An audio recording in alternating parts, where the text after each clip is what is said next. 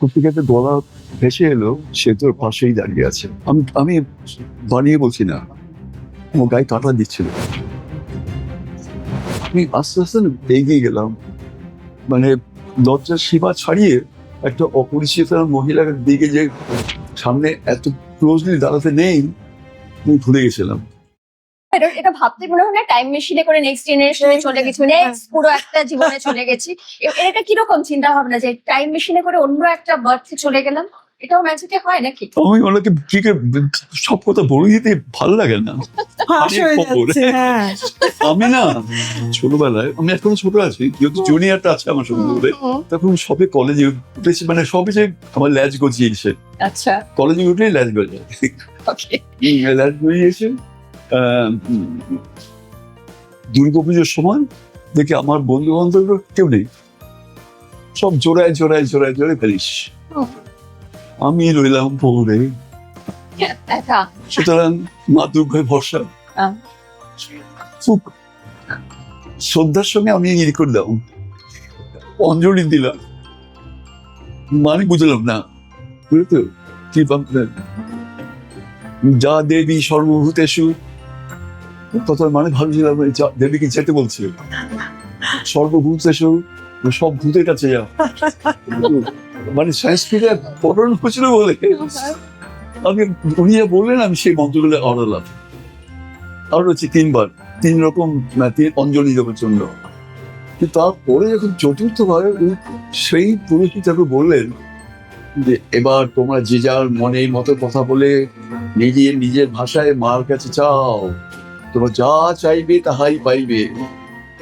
এই কথাটা আমাকে স্ট্রাইক করেছিল, তো যা চাইবো আর হবে কি গো।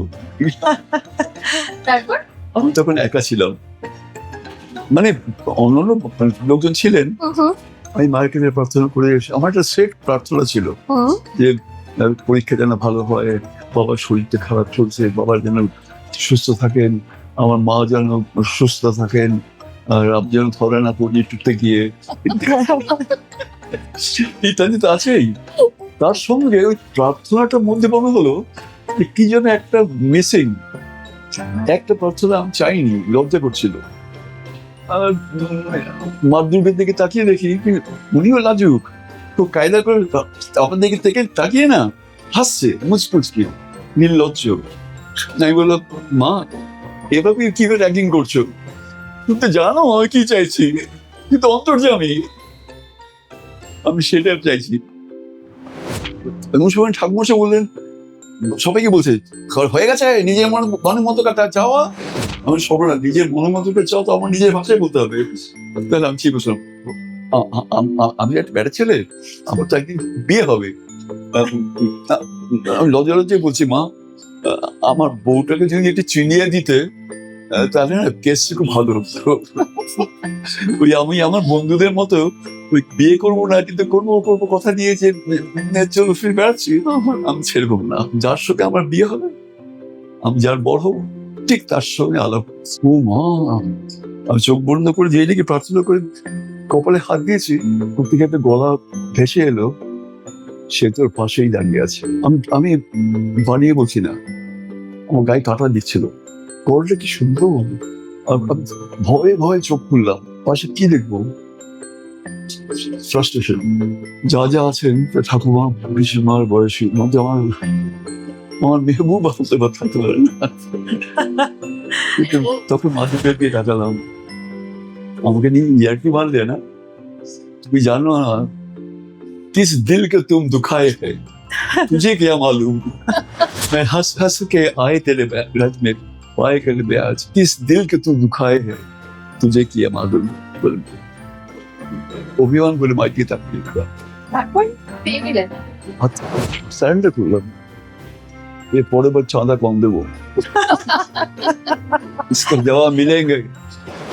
পাশ ফিরে দেখি প্যান্ডেলের যে কাপড়, যে প্যান্ডেলের কাপড়ের ওপাশে, মানে আমার থেকে 6 ইঞ্চি দূরে কতগুলো মেয়ে দাঁড়িয়ে আছে। আমাদের পাড়ারই মেয়ে, সবারই মুখ আমার চেনা, যে একটা মেয়ে আমার মনে হলো ওকে আমি ভীষণ বেশি রকম চিনি। ওকে আমি চিনি, আমি কেন জানি না ভীষণ বেশি এরকম চিনি। আমি আস্তে আস্তে না এগিয়ে গেলাম, মানে লজ্জার সীমা ছাড়িয়ে একটা অপরিচিত মহিলার দিকে যে সামনে এত ক্লোজলি দাঁড়াতে নেই, আমি ভুলে গেছিলাম। আমি সামনে গিয়ে বলছি, কি গো তুমি আমার চিনতে পারছো তো? এটা বলছি আমি বলছি, আর ও বলল, কে? আমি তোমার বোন। আর ওপাশ থেকে যা গালাগালিটা খেয়েছিল তারপর আমি বদমাইশ করতে গেলে বাবাকে বলে দেবো। বাবাকে বলে দেবো ভীষণ অসভ্য বলে ব্যাস দৌড়।